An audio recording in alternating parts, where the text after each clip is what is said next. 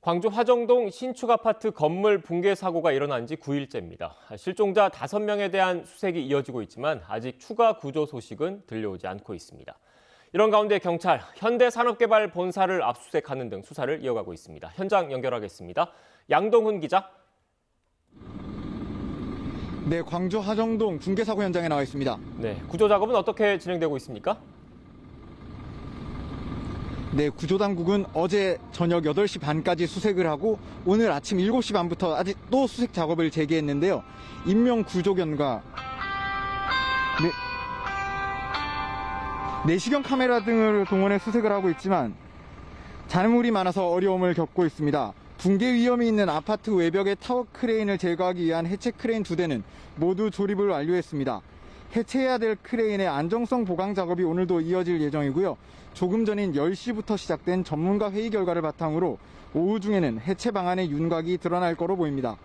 구조당국은 상층부 수색에 본격적으로 나서기 위해 20층에 전진 지휘부를 설치하고 수색과 구조에 필요한 장비들을 옮겼습니다. 피해자 가족들은 현대산업개발과 광주시, 서구청이 가족들을 방패막이 삼아 시간을 끄는 것 같다며 강하게 규탄했는데요. 정부에서 특별팀을 만들어 수색 작업을 지휘하고 광주시와 서구청이 물러나기를 바란다고 밝혔습니다. 네, 경찰과 고용노동부가 현대산업개발 본사를 압수수색하는 등 수사도 속도를 내고 있죠? 네, 경찰과 고용노동부는 조금 전인 오전 9시 반부터 서울 용산구에 있는 현대산업개발 본사에 대한 압수수색에 착수했습니다.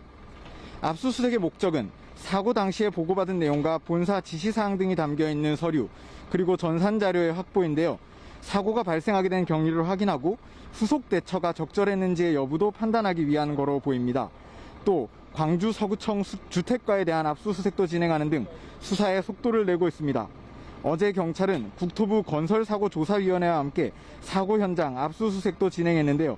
사고 위험이 있어 사고가 난 201동과 같은 날에 타설한 다른 동들에서 콘크리트 시료를 채취했습니다.